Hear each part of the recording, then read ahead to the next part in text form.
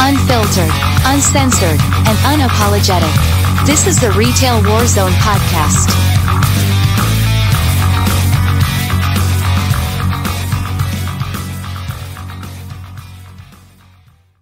All right, so we're going to hit the ground running. So this is a very special night because this individual, she's been involved in... Oh, Blame Tag has joined the fray. Greetings from scenic Toledo. Nice. Welcome. We were actually just talking about you and how great a rider you are. But anyway, so this fine lady was on the very first retail therapy sessions. She's extremely active on the retail Twitter sphere. She has a lot of knowledge. She knows her stuff. And, you know, I finally poked and prodded her enough to get her on here because, you know, she's in another country and there's time zones and all this other mess of stuff. So having said that, good evening, Cranky Manager. Would you like to tell us a little bit about yourself? Sure. Yeah, I'm the logistics manager at my current job. Work for a fairly large store. About 20 plus million in sales a year in our store. So lots of trucks in and out. I ran the warehouse for a good 2 years before I went on my last maternity leave. And now I'm back there again. And it's my favorite part because you don't have to deal with customers nearly as much. I mean, as a manager, they make me go out on the floor sometimes, I guess. But we do everything, all sorts of household goods, hardware, nuts and bolts, all that kind of stuff. Sporting, camping, seasonal, garden center, kind of a little bit of everything, automotive, everything basically but food, which is fantastic because I've worked in a place with food before and I really hate the backdating and all that and having to make sure everything, I mean, we have to do that with our pet food and stuff, and that's enough for me, rotating that stock. And then I've also before worked in a women's clothing store in Canada, and those ones are small enough where you do everything in the store. So there's not really technically a receiving, but yeah, so that's a little bit about me. I'm not all that old, but I've got a lot of experience. Well, you know, I did see where Blame Tag saw you across the water and said, "Hi, neighbor." Yeah, I'm still quite far from here, but, you know, we'll pretend. Blame Tag says dealing with food makes everything worse. Yes, it does. So, I know there was a message between, I believe it was you and me and Blame Tag, where we shared pictures of some of our trucks. Yes. So, you know, the whole scope of this thing is, you know, we've talked about a lot of stuff. We do not or haven't really delved into like the logistics, stockroom, receiving part of it. And, you know, that's one of the reasons, you know, that I reached out to you is because, you know, that's your primary core job. And we haven't really talked about that a lot. And, you know, I will say that the business I'm in, we do get a truck just about every day, but it's broke up by departments. How many trucks a week do you get where you're at? We get anywhere from 4 to 5. Some are third party, just like deliveries or whatever, but they, you know, and sorry, I'm almost spitting out terms that are just like my store type deal. So we get third party stuff, and then we also get, like from our corporation, we get at least 3-4 trucks a week, and those vary in size from being full trucks depending on the depot or smaller ones, because we have certain trucks that have all our like huge items like our patio furniture and all that kind of stuff, and then we have other trucks that are all the small stuff like our chemical that goes in household and our spatulas and all that kind of different thing. So but usually a truck is going to be anywhere from 900 to 2,500 cube. So how many hours a week do you work? Me, I have 40. So no, are you salary or are you hourly? I am salary. Oh. I used to be out. I was hourly. The previous owner did hourly, which which was nice because the overtime rules are really strict where I am. And then this new owner came, and the GM, who is kind of terrible, salaried us all because he just wanted us all to work overtime. Oh, so how many 50-hour weeks have you worked under new ownership? Not all that many since that GM left. Well, I kind of refused to. I was like, I'm sorry, but like, I'll do overtime every once in a while, but I am not becoming like a slave to this whole thing. So I've done it a little more since, and we had some special project because we moved stores and stuff. So like I did a little more then, but even still, I try to keep it mostly to like 40 hours, although lately it's been like 45, but I try not to do too much. But they let us bank it. And so like, if we have a day off or if we're sick or whatever, they kind of we don't have to use our vacation pay. Oh, so it's kind of like a unwritten kind of banking, like what's the word I'm looking for here? A trust thing. You just trust that they're going to let you have that off. Yeah, we do clock in and out, so it's all. Oh, okay, recorded. All right, so that's good. So they have us clock. They still have us clock in and out. So your main corporate trucks, are they palletized? The ones that come on the train from the other side of the country are.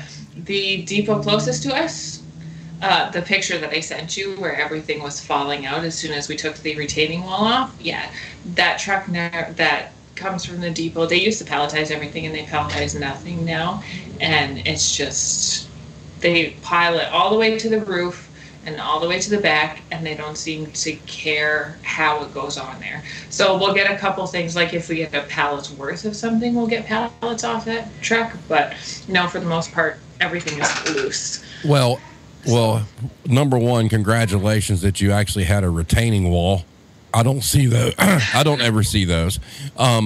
But you bring up a good point. So not palletized. And, it's amazing to me that some genius out there figured out, the square footage of an actual pallet. And they're like, due to freight cost and fuel and everything, they're like, oh, you know what? Let's just make it harder for the stores so we can pack more on these trucks, and let's just stack it from the floor to the ceiling, front to back. Yeah, pretty much. Well, and I know I was talking with my receiving staff last week when we were doing one of these trucks, and it's just like, we have 5 to 6 hours for it to offload. But like, sometimes it just feels like you're getting nowhere. Like, you're like, oh, you know what? We got so far and we're almost done. And then you're like, because you can see the wall. But then it's like, nope, that's probably still another hour's worth of work because it's stacked so like all the way to the roof. And there's so many little things. And like, one time we had a pallet, and then they put another pallet on top to make it like level. But they used a package of Freezies on top of an oil barrel. To level the top pallet.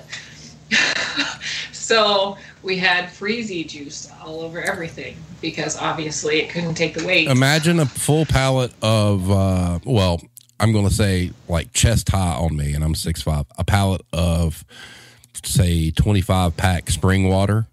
And then they put another pallet on top. And on that pallet is like spaghetti sauce in jars.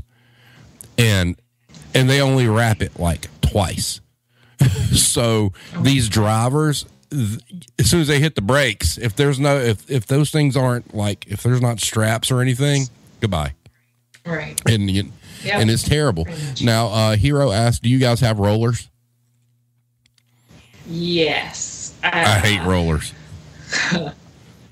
We have rollers. I hate, so we used to have these big old heavy ones that you would like put on a stand and you'd have to carry them, and like old school, right? You'd attach them and you put them on a stand. Oh, so now we got these. CVS had those. So they're really heavy, and actually I didn't think they were that bad. And so now we've got these new ones that are on wheels, and they like are expandable or whatever. They're called Nestaflex. Okay. Either way, I hate them because you can't drive them anywhere. Like, there's no clips to keep them together so you can, like, actually move them out of the way. So we bungee them, but then they're just snaking all over the place and hitting people in the back of the heels. But, yeah, we do rollers. We have enough to go all the way to the back of the truck because at least the two largest trucks that we get every week are all loose. So, all right. So you've got Nestaflex rollers, which it really sounds like your trucks were identical to what I was dealing with and what Mad Dog was dealing with for the at-home company that we worked for. But our Nestaflex, they had this like hook at the end where you could hook a second one to it. You don't have that. You have to actually bungee them together. No, we have a hook like that, but I mean, like when you actually put them together to put them away, they don't hook together. I got you. They just, so like when you try to move them anywhere, you have to have two people. And even then, it's still hard to control them. It's freaking So your receiving staff, all right, let's say you get a corporate truck, full 52 foot, top to bottom. How much staff do you have, and how long does it take you to unload the truck?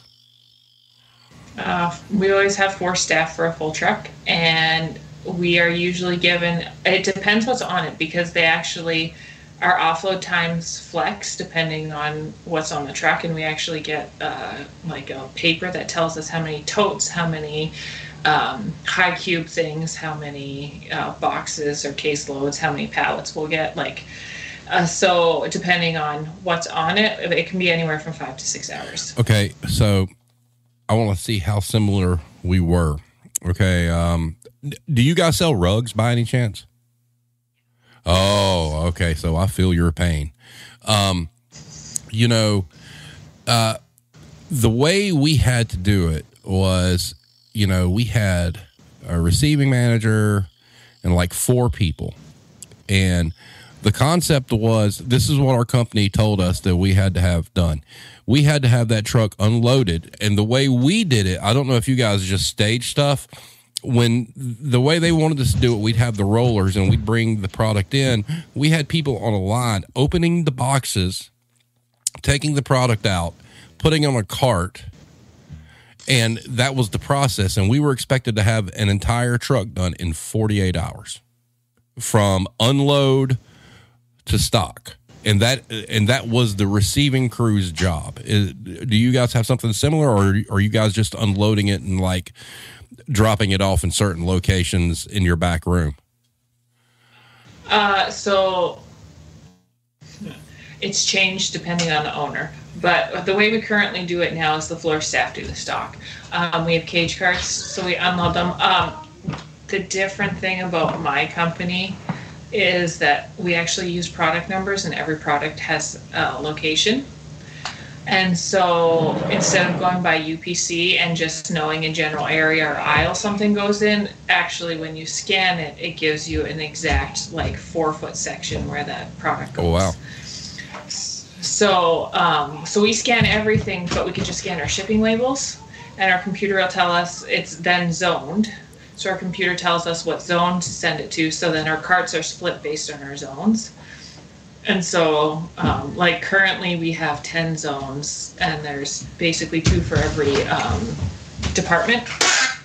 So then we split them into those, and then the department staff take them. We do have a very small primary fill crew, but right now it's only 3 people because we had some people leave for other job opportunities. Because, Yeah. And but yeah, mostly the floor staff does the stock. We don't have to put it out. We are more worried about our warehouse, which is 30,000 square feet. Wow. So it's big. So am I right? You just said, do you scan every box that comes off the truck? Yes. All right. So at home, we basically keyed something into the gun, and it automatically received the whole truck. So somebody asked, Mad Dog asked, do you get to know what you're getting? So do you get a manifest that actually shows you what product you're getting beforehand? Yeah, I could print off an invoice. If I have the invoice number, I could print it off and see what I'm getting. I can see if I'm getting a special promo deal, so I can go talk to the promo manager and say, hey, you're getting 4 skids of this. Have a spot open for it. We're in the process of changing that because Corp has come up with a new way to do it. We'll see how good that is. But what it used to be when I was in charge before is we would look at the invoice.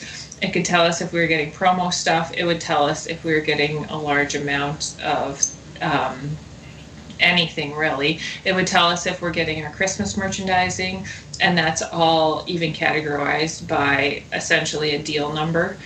And so then we could like, oh, we're getting 4 skids of Christmas. Let me go make room for 4 skids of Christmas because Christmas isn't set up yet, but then we don't lose the product. Wow. So I'm going to ask Mad Dog to chime in here because I don't really remember. I'm pretty sure at home we were not able to print a manifest at all. We had no idea what was coming. We would be, I think, Mad Dog, correct me if I'm wrong, we got a report that showed how much seasonal we had coming. Is that right? But we didn't have that visibility. And so, I don't know. I mean, it does sound like your situation is a lot better than most because I think you have some sort of heads up. Irish Connection asked, how do you feel about newbies in goods inwards / receiving? Do they just get in the way, or are you happy to have the help? Well, last year when I had almost nobody in receiving, I was happy to have the help. I offloaded a full truckload in 7 hours with a person who had never done a truck before. It was just him and I. So that was fun. But no, it really depends on the person. Are they good at listening? Because there's some people that are just like heads in the cloud, like, la, da, da, this is cool. We're in the back. I don't have to deal with customers. And they just kind of, don't really do anything. But it just depends. Like if they have experience at some point with doing stock of any kind, usually it's not so bad, but it can be a struggle to have newbies back there. I'm currently training new people. Actually, currently none of my warehouse staff, except for 3, have been there longer than 8 months. Wow! So it's been well, that's a hard department to hire for. I mean, it really is, and in a situation like yours, where you've got so much freight coming in, and you got a lot of cubes to deal with.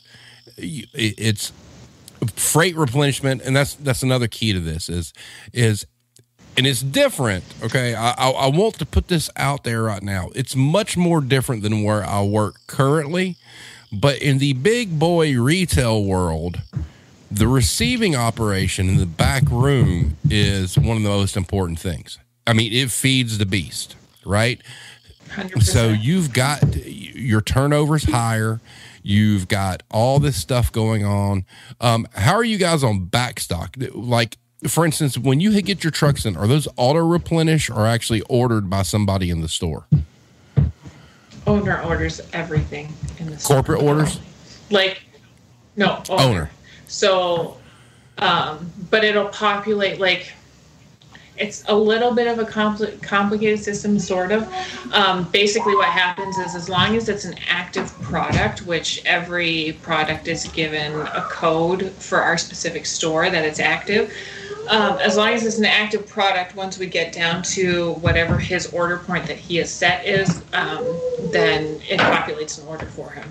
So for something, it might be a high seller. So when we get down to 20, it populates an order for him to order more. Some things he lets it get to just 1 before he's going to order something else.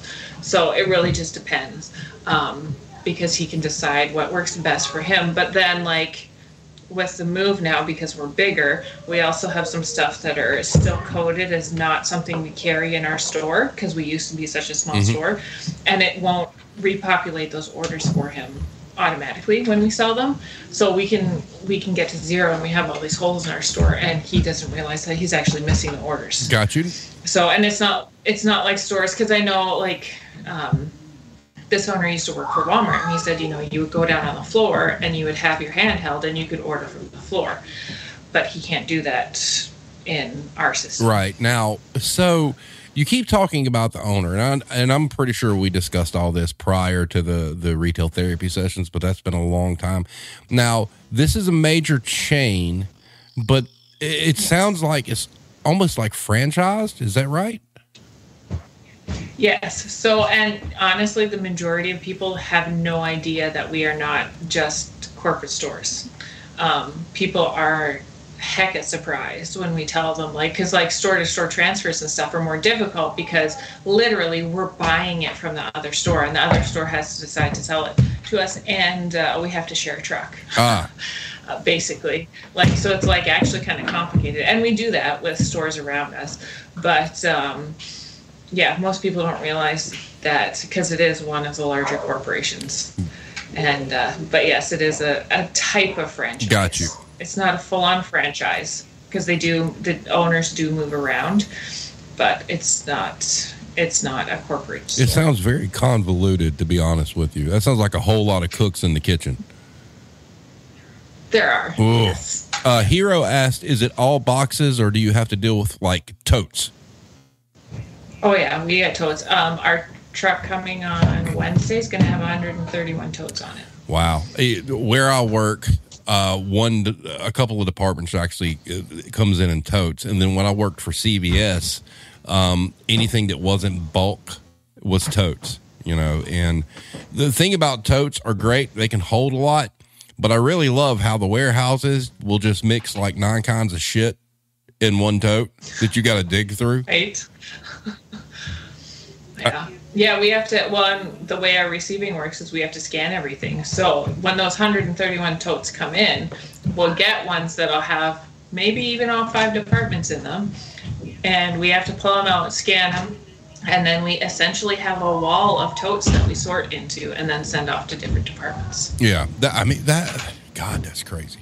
All right. So in our job in big boy retail, all right, and I have to make this division because I'm in a different business now. All right. There's a huge difference between what I do now and big boy retail.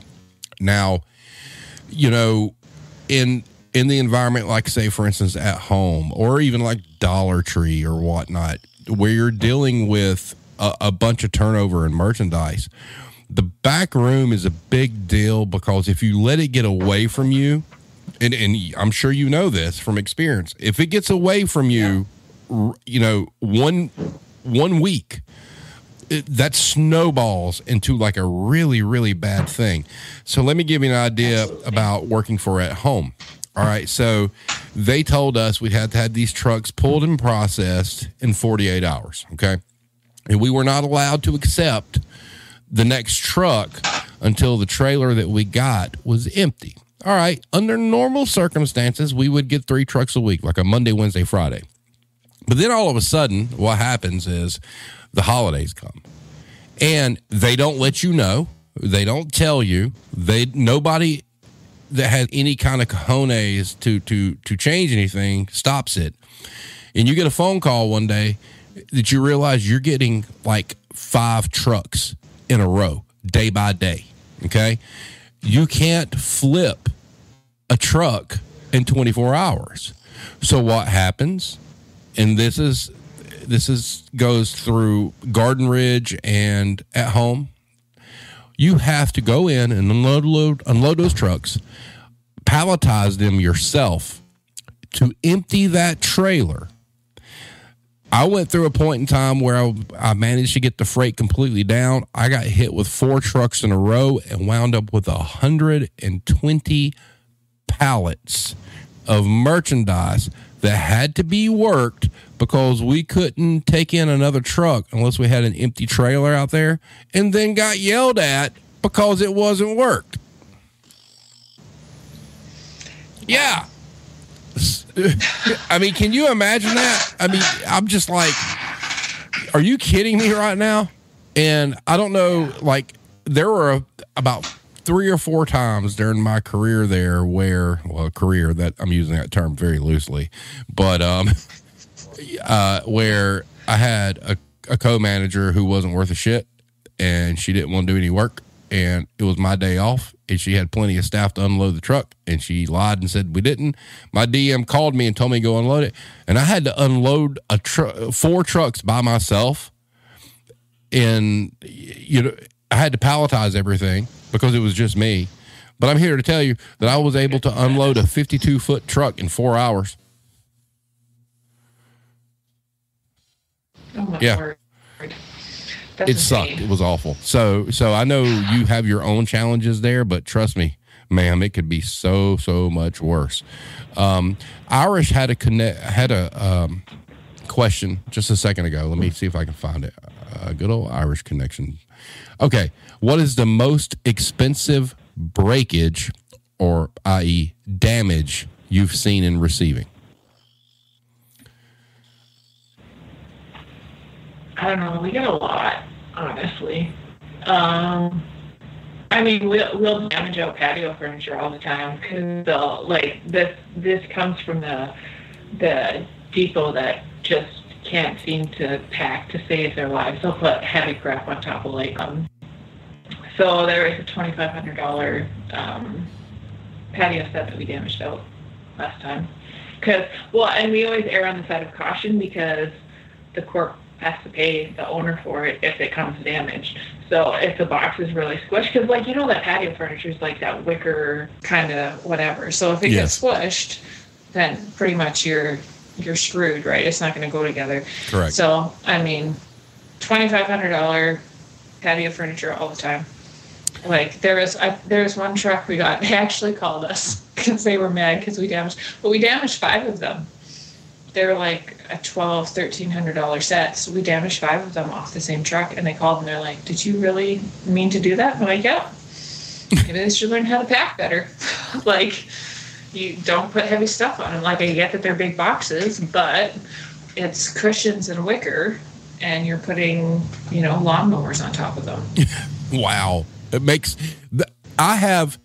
since I've been back and doing what I'm doing now, I am 110% on the whole thing that if you are going to work in a warehouse and you are somebody that has to load pallets, you have to spend 1 solid week with Legos, 1 solid week playing Tetris, and 1 solid week with Lincoln Logs before you get the job. 100%. I agree. I mean, because it's ridiculous. It is. Some of the stuff I see, I mean, we will look at some of these pallets and we're like, who thought this was a good idea? Let's put, cases of whatever that's heavy on top of boxes of powdered mashed potatoes. Who thought this was a good idea? I mean, well, yeah, we got a pallet full of gun safes the one day. They were all upside down. They're like 35 gun cases those are so heavy. Right? Yeah. And all of them were upside down. Like, really, guys? Wow. You guys have pickers probably and all this stuff. We can't even get a forklift onto our truck, and you're putting these things upside down like we get a power jack. Thanks, guys. Well, work out today. I work in a business, and it's not just where I'm at now. I think it really goes for most retail. At home did have a forklift that worked half the time. But everywhere else I've ever worked, I don't understand why the businesses we work for won't invest in at least just 1 electric pallet jack. Just one. Because some of the nonsense that you get on these trucks is like just one. Number one, it would keep people from getting hurt. Number 2, it would keep people from breaking their backs. But everybody refuses to do it. We're all walking around with Clark, Crown, pallet jacks and whatnot that when the hydraulics go out, they suck. Yeah. And it's just like, come on, man. Can you guys not take care of the warehouse folk for just a little bit? I mean, can we get just one? I mean, we could chain it up, and only X amount of people can use it so nobody breaks it or is riding around the store on it. But can we get just one? Just one. So I guess I'm spoiled then because we have one. We used to have you suck. One. Well, but here's the thing, is because it's an owner, if we do a workers' comp claim, his insurance goes up, right? Oh, it's not like some corporation. True. So he really doesn't want people getting hurt, in general. But, so we have an electric pallet jack, and we have a reach truck, and we have a forklift. Well, and that's the point, because, see, maybe these businesses need to look at it that way, because that investment in that 1 electric pallet jack will cost you a whole lot less long term than, like you said, workman's comp claims. Well, I mean, you think like soil. I mean, you ever try to pull a thing of soil, right? Soil's freaking heavy. Yes. Like, and water softening salt, like where I am, water softening salt is big. We'll go through pallets and pallets and pallets of that stuff. And I mean, the bags themselves are 40 pounds. Sorry, I'm trying to do the kilogram. Yeah. Oh, the kilogram. They're 20 kilograms, so they're 40 pounds, a little over 40 pounds each. And then you get a pallet full of 56, I think is in a pallet. That's heavy. That's freaking heavy. And you get a nice leg workout. How's your warehouse with wrapping? Are they pretty decent? Like my own personal staff? Well, no, the trucks that's right. Never mind. Your floor loads. Never mind. So, well, we do have one. It's funny though, because we have one that comes on the train from the other side of the country, and then they pick it up in the larger center close to us. Right. And they wrap the heck out of those things. Like they go round and round and round. One of the guys the other day was just saying to me, he's like, man, I feel bad sometimes about not recycling some stuff. But then I come to work and I see this and it's like, me doing anything isn't going to change anything. Yeah. So, well, the one thing I will notice, and this is to anybody that works in a place that's palletized, my particular job at this moment in time, all right, what I do is I'm actually in a back room most of my day, and we unload the truck, okay? And then I separate those pallets by aisle. Okay. Love it. Absolutely love it. Great gig. No customers, no nothing. But what happens is when you do that for a while, you start to realize certain things are always going to be certain pallets. And I guess it's the software that they use, as they're picking. But we always have this one pallet. And ladies and gentlemen, I want to let you know, I am 6'5.5". I am a tall dude.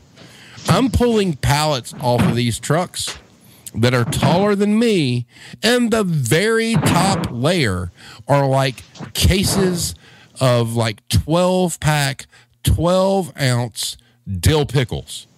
Glass, right up on the top. And it's like, who thought this was a good idea? Fix your software, because you're doing crazy stuff right now. And if you've got a driver who's new or a driver who had to slam on his brakes or whatnot, you'll see this pallet and it's leaning. And you're like, oh shit, that is not making it off the truck. So here in the South, it's 102 degrees. We're in a trailer and we've got to downstack this damn thing, which would be fine, no problem. But who designs this software? Who decides that it's a good idea to have all this heavy merchandise on the very top of a pallet? The middle of the pallet's like baby food. Then there's pouches of stuff. It's the craziest thing. I think the people that write the software should play Tetris as well, because they have no fucking clue what they're doing. They just need to come work for us for literally 3 days and see the nonsense. Yeah. But because we got, like I said, we moved, right? So we're in a bigger center or a bigger store now.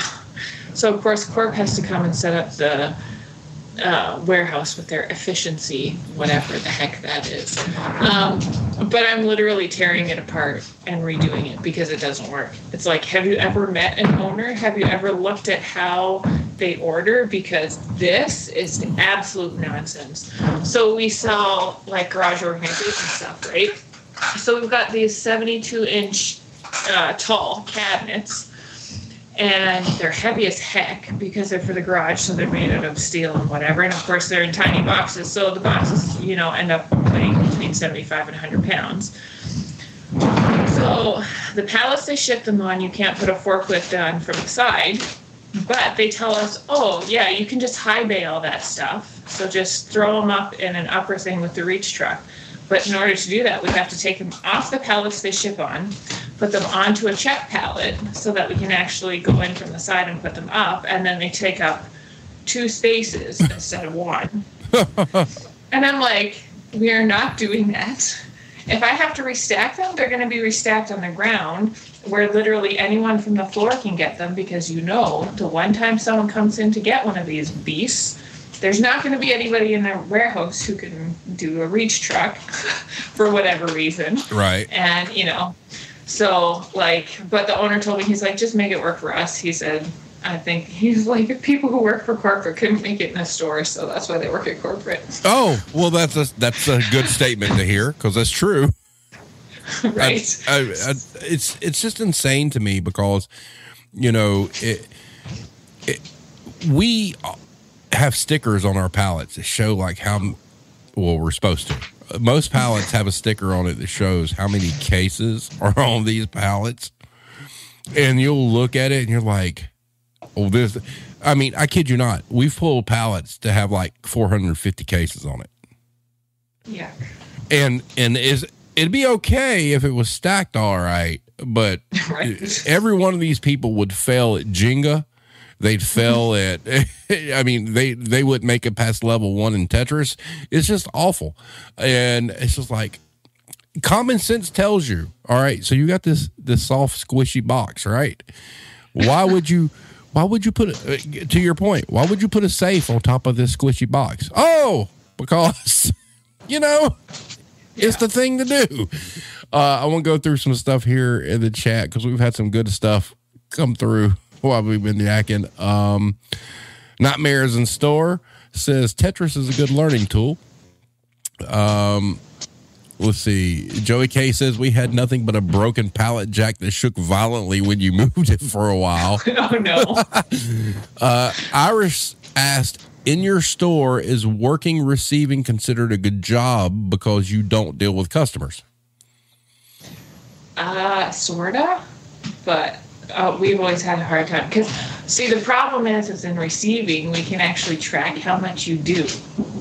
And you don't have the excuse of, customers interrupted me.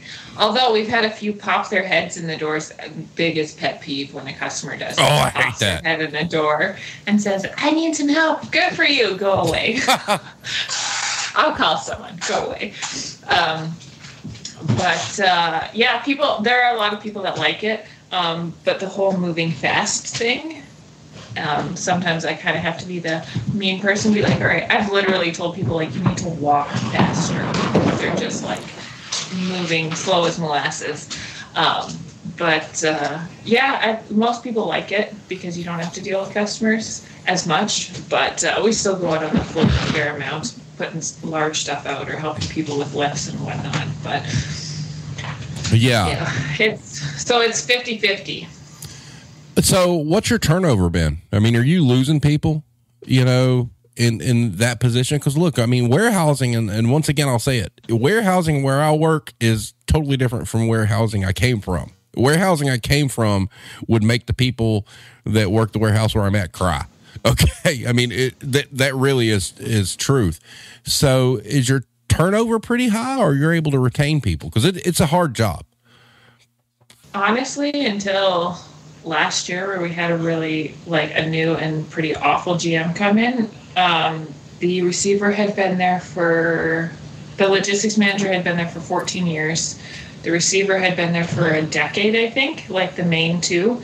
And then, whoever helped, that was kind of a higher turnover rate. But I found with hiring, I got these guys who want to work the warehouse because they think it's an easy job, because they think they can just mess around in the back. Oh, no, that's not true. Guys, literally, this is the only part in the entire store that we can actually go on the computer and measure exactly how much got done. Yep. So just messing around in the back isn't a thing. It hadn't been terrible, and then we kind of had this really awful manager, and then he left, and now I think it's kind of balancing out. I need to have a few more hires. I'm hoping this new supervisor I hired is good. Oh, so do you get to hire your own people? Yeah.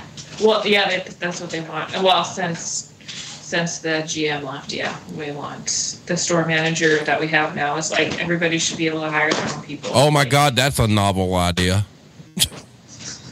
Right? Well, and that's just it, right? Before the GM did most of it, but he was actually good at hiring. Oh. So it wasn't so bad. But, it always depends on the manager, because some people are just not very good at reading people, and they take everything for face value, and you're like, I don't know what this person said to you, but they're terrible. Well, you bring up a good point, because, most places that I've worked on the hardcore retail side of things, they give you like this checklist of questions to ask during the interview that somewhere about halfway into my career, I just said, F those. I'm not using those anymore, because it always turned out bad. But, there are people that interview great that just wind up being awful. It is true. Actually, the best piece of advice I got from a friend who's a manager, and she said, you know what, at least make sure there's some point in the interview where you just let them talk. You don't really ask questions, you just kind of, get them talking. And she said, usually that gives you a much better feel for whether or not they're going to be a good person. And I've had several people talk themselves out of their jobs because, holy cow, once they started going off the prepped type questions that everybody gets, they were just it was like red flags everywhere. And then I've had other people who didn't do as well answering those questions, like the formal ones, right, and then they did a lot better when they were just talking, and I hired them and they seemed to do better. And I don't have a perfect record for hiring, but it's not bad. So, but yeah, I had one lady, she kept joking about day drinking, and when she was talking kind of off script, and I was like, maybe not. Wow. Well, and that's the thing, because the interview process has become so much cookie cutter that people prepare. I mean, they literally prepare for these questions that they're seeing on Glassdoor and Indeed and whatnot. And you're right. I mean, the advice you got was great. Let them ramble for a minute. Give them the space to say what they want to say, and that's where you find out the truth. That's where you're like, that'd be a no. Yeah. It's been really helpful for some people, for sure. So yeah, but Hero asked, okay, we talked about this before stream. Hero asked, do you have to deal with extreme temperatures? Yes. Well, we just got off a week of, for Irish, 40. So basically between 90 to 100. And then in the wintertime, this last winter, we had several days of minus 50. So we just put sweaters on, and good thing we're moving. Yeah. But we have heaters. We have small heaters. Stuff, if it comes in damaged and we can use it, sometimes we'll just keep it and not sell it on our damaged area or whatever. So sometimes we have space heaters and stuff when it's really, really cold. I want to give a shout out to Erica here, because this is an amazing thing to see. You may not see it much. I do see it in my business. She says, I always found watching the slow motion descent of a pallet dumping after it doesn't clear the trailer while being unloaded pretty amusing. Fascinating how much destruction is created as a result. Yep. Well, actually, our old store, funny thing is, because the building was so old, it was actually about 6 inches shorter, a receiving door, than a truck. Ooh. And so we would have to offload, some of the pallets before we could get them off. And every once in a while, we wouldn't quite measure properly, and you get a few things with hopes nobody's behind there. Nice.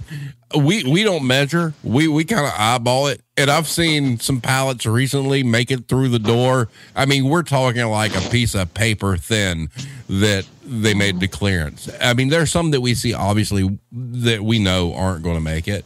But for sometimes we'll just kind of go for it. And sometimes some people go cowboy, and we wind up flipping a pallet because they're like, I can get it, and that's a male machismo kind of thing where it's like, I can do this. Oh, nope. Survey says, no, you could not, it's just kidding. Yeah. You're like, nope, my bad. But, so let's talk a little bit about, all right, so you're over the logistics operation. Are you over the back stock as well? Or are you just over the unload, put it where it goes process? Oh, no. Everything. The entire warehouse is mine. Okay. Which I love. So all of our overstock, which also we are different from other things because now, you know how I said everything has like a 4-foot location on the retail floor? Right. Everything has an 8-foot location in the warehouse. Oh, okay.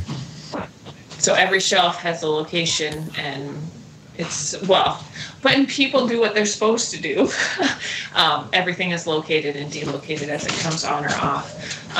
The warehouse ones aren't permanent. It's just kind of where there's room, and then we generally keep like department stuff together so that if you can't find something and you go up and look, it'll be. But we do have an upper warehouse. And then we also have like the high bay, and then we have like a lower for kind of big stuff that doesn't really go out on the floor or whatever. Now, correct me if I'm wrong. You said your warehouse is 30,000 square feet? I did. Oh my This is our new God. one. Our previous one was about 10,000. Oh my God. Mine's tiny. Like compared to that, that's like a thumbnail. It's not, the warehouse that I work in is like small. We are one of the largest ones in our company in the area that we're in. So they went, actually, it was funny because they've gone through different changes through the company's history, where it was about half and half retail floor warehouse, and then they're like started making the warehouse smaller and smaller and smaller, and then it was too small because they didn't have enough stuff, and then now they're kind of, it's more like, I think it's like 1/3 basically now is about the rule of thumb that they have. But there are owners who have offsite storage basically because they don't have enough room in there for all their high cube stuff like the patio furniture or whatever. We also have sea cans. We have sea cans that we keep stuff in as well. So as far as seasonal goes, do you have dedicated space for like the different holidays? Like how much space do you have allocated, say, for like Halloween or Christmas? I don't even know if Halloween is a thing in Canada, so forgive me if I've offended anybody. But no, it is a thing. Okay, just checking.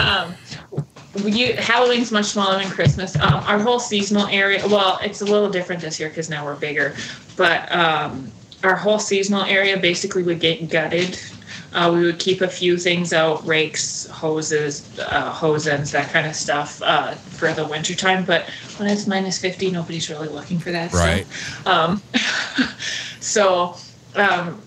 We basically would gut it all the grass seed, all that kind of stuff gets stored for the winter. We try to sell through, obviously, as much as possible to store as little as possible. But essentially, Christmas takes over our seasonal department between the decorations and the toys and all that kind of stuff. But Halloween is usually, I don't know, 2-3 valleys, maybe a little more. How long are your valleys? Like 24, 28, 32 feet? Try to think. 12 sections of 4 feet each, something like that. I think are the new ones. So whatever that is. Wow, that's pretty big. So 12 sections of 4 feet. That's 10 to 12. Yeah, that's pretty good. It's about average. So yeah. So I mean, we're bigger when we would be similar to like a Walmart type deal. So yeah, lots of area. So, but for Christmas, definitely we always have tree trim. Like we have several different categories. We have tree trimming, we do trees, we do indoor decor, there's outdoor decor, there's lights, there's like so much. That brings up a really good point. Is your department in charge of displaying Christmas trees? Nope. Oh. That's seasonal. That's the merchandising team. They're different. I mean, we work very closely with the merchandising team, and thank goodness, I love our merchant manager. She's fantastic. She's been there for a decade. I love her so much. And she deals with all that. Oh, that is awesome, because I've got pictures I've shown people at work from where I worked at the horrible at home store, where I had put together like 100 Christmas trees in a day. It was like, oh, this is terrible. But hey, thank God you had somebody other to do that. Now, on your Christmas trees in Canada, do they do the same thing? Like you have pull tickets, and you got tree A, tree B, tree C? Nope, we put them straight out on the floor. Oh, well, we make piles of them. Oh, so you don't have like a pull ticket kind of thing? They just grab what they want and go? Yep. Oh my God, that's amazing. And if it's not on the floor, they just ask an associate, and then the warehouse staff usually brings it out for them. So yeah, we have like, well, okay. So in previous years, it's been essentially like we make tables with light duty racking, like light duty warehouse racking, basically. Right. And we would just stack the trees on there, and like we have the labeled so you know what the display trees are, and then people just grab them off the table. And oh no, like at home, they would see the tree on display. There was a little pull ticket that they pulled. They go up to the register and they're like, I want tree E. And then they're calling somebody to go find tree E and then bring it up. Even though, here's the bad part about this. Those trees were on the sales floor. But it was a pull tag thing. It was like, okay, the customer's going to pull it. They're going to go to the register and somebody else has to go get it. All right. That sounds like the worst. It was terrible. And when you get to like 12-foot Christmas trees, you will about kill yourself hauling those things around. It's terrible. Well, those big ones, usually they are like, can we get someone to help with the lift? And then we bring a big cart out and do it. Those aren't too bad, but we don't sell all that many 12-foot ones unless some business comes in.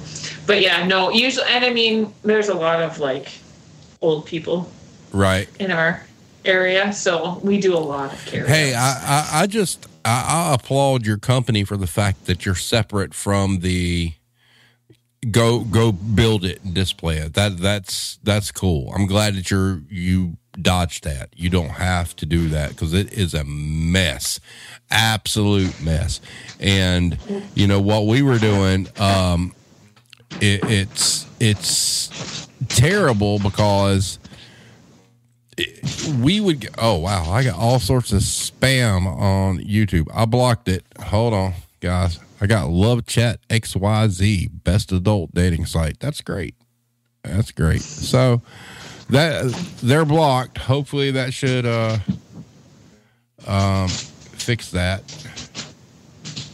I think I got them all. Wow. Okay. Oh, the entire chat crashed. That's even crazier. Okay. So, hey, look, we're Cranky, you're popular enough that we've got spam. So that's great. But the Christmas stuff is amazing. Now, what other big holidays do you like? I'm going to ask because I know it's a thing. What's Canada Day? Same as 4th of July, except for Canada. Okay. So, yeah, although we didn't fight for it, the Queen signed us over our country. Oh, so the Queen sold you out, is what you're saying? Oh no, she signed it over, all nice like in 1867. Just said, here you go, you can have it. Wait, did you say 1967? Sorry, 1867. I was fixing to say, whoa. I was born in 70. Wait a minute. That had to happen way before that. Listen, I've been up since 5 this morning. So. Oh, see, she's dedicated to the cause. She's great, guys. She's got a lot of experience in this stuff. She posted a picture a couple of weeks ago, and you know how you see the memes online about like pictures you can smell or you can taste? And she had a picture of like her arm, like, I can't get it in the camera, like from here to here, covered in dirt and dust from unloading a truck. I'm like, oh, we're bound by dirt and dust because I get the same thing. And if you work in a warehouse, you understand. It's like that your forearm up until your shirt sleeve just gets covered with black dirt and dust from these trucks, correct? Yep, 100%. That and moving anything around in the warehouse. Well, yeah. It was... Yeah, it's bad. Just black. It is. I mean, and you could, I could smell that picture. I'm going to be honest with you because there is a certain musk that comes with a truck, and when you're and here's the thing about unloading perishables. Okay, the amount of pallets I've went through. That I've gotten through like an entire pallet. I'm halfway down and you smell something. You're like, what is that? Oh no. Busted cat food. Gross. gross. Yeah, it's extremely gross. And there's like gnats and stuff in it, and it's terrible. It's awful. We were cleaning up after the move at the other store, and I did find some cat food. It was under a shell. It expired in 2014. Ooh, okay. Thankfully, it wasn't open or anything. Okay, you found that when? This like a month ago. Oh my God! And it went out of date in 2014. Yeah, it was. You know how some stores have drawers underneath their aisles? Yeah. So yeah, we used to have those, and we didn't use them anymore. And I think a kick plate got put up in front of this one drawer because it wasn't actually attached to the aisle. And so yeah, it had some really, really, really old cat food in it. Ooh, well, you know what's funny is like if you're ever in a store where you're moving aisles and you have to lift up the base deck of the aisle, yeah. That's where you find the good stuff. I mean, but then you got companies like Kmart. All right, so I was working at Kmart in Georgia, and they sent a reset down for video games, and we had to change the signs on the video game case. So I want you to think about this for just a minute. I don't know if you play games, but you may be familiar with time frame and how old things are. When I was doing this, the Nintendo Wii U was out. All right, so we've come past Nintendo 64 and all that other stuff. So they're like, you got to take the signs down and move them.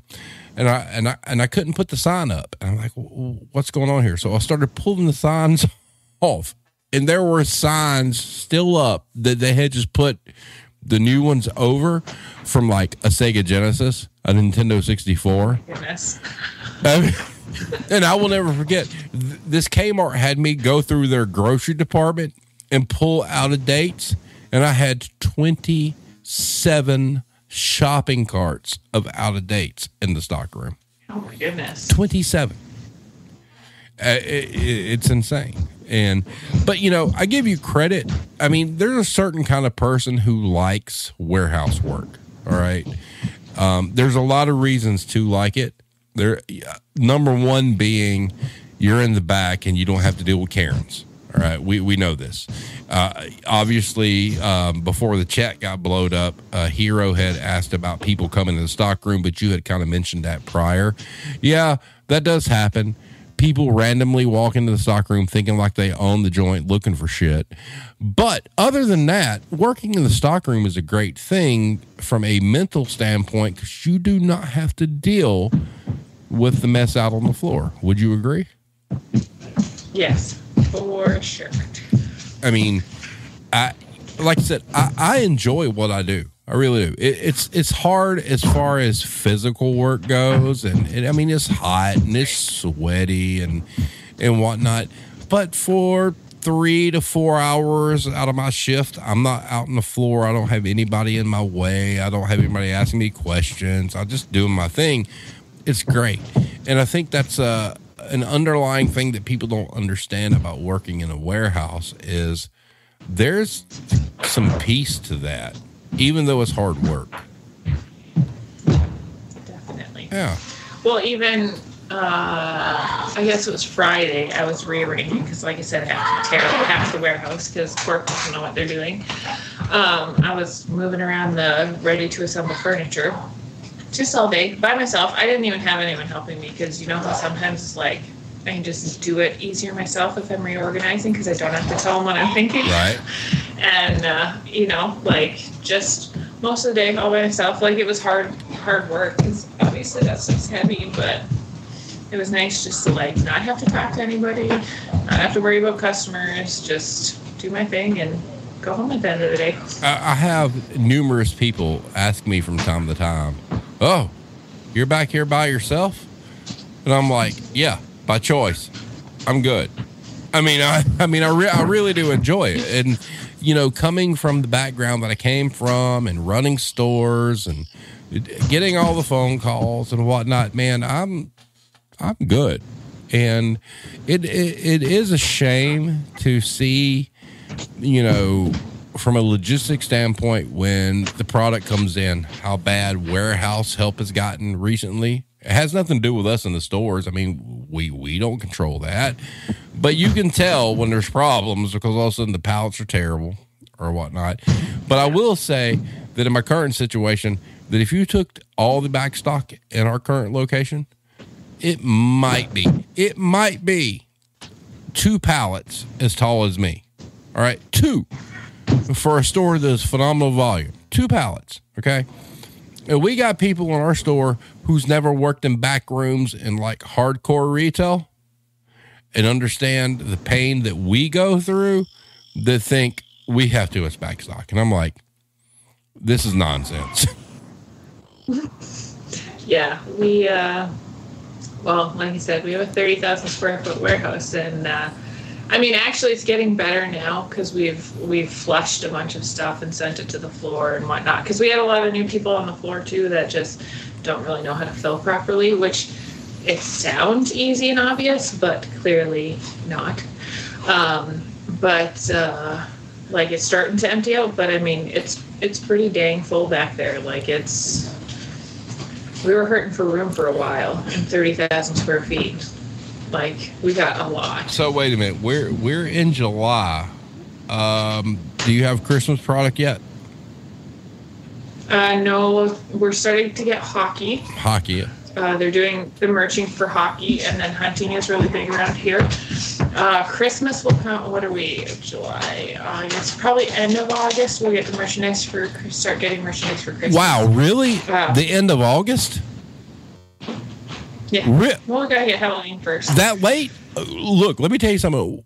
The most eye-opening experience for me ever in my entire career, when I was a store manager for Hobby Lobby. Okay, and I'm in Georgia. All right, so you know about North Carolina. You know how hot it gets. We're in like June, right? And I get this phone call, like in the middle of June. Hey, there's a truck at your back door. But okay.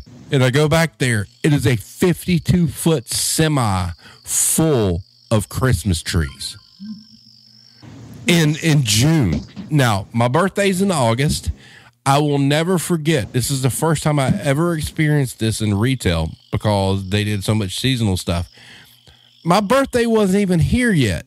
And it's like the first 3 weeks of August.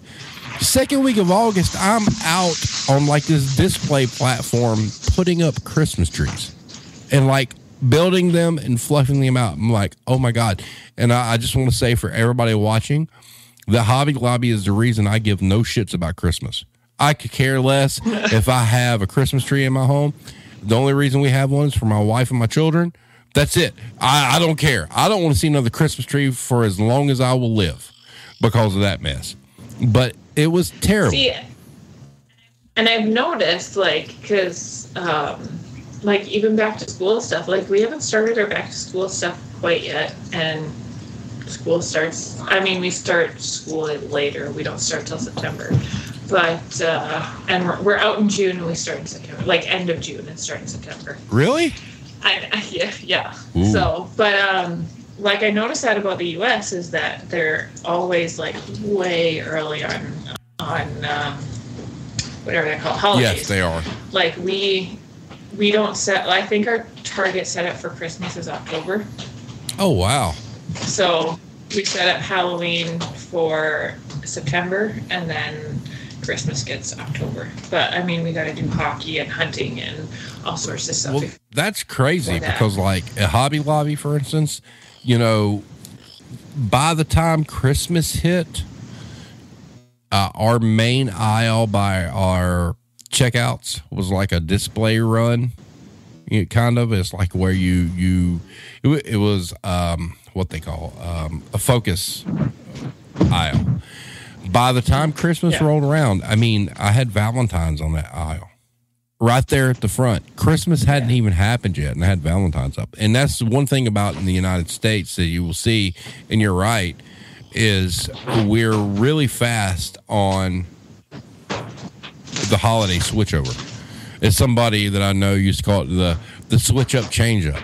And what we would do is, I mean, when I worked for Dollar Tree, they would try to tell us that, like, there was a certain day that they wanted to start doing the set for the next holiday, but the store I was in did so much business that I would set it early because, I mean, that's what was going there anyway and whatnot. But I appreciate the fact what you guys are doing in Canada because Hybrid just said, so Canada is where it's at.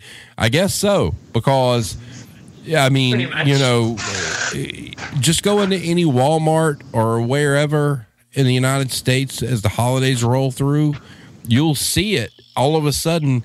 And that's why everybody gets mad. They're like, oh my God, Halloween's not even here yet. I mean, having it up in October, even people are like, oh my goodness, it's so early, blah, blah, blah, blah, blah. And it's like, dude, you don't even know. So is Halloween a big deal in Canada? Yeah, it's the same. Oh, really? US. It's very similar. Are you a Halloween fan? Oh, good, Yes. good. So am I.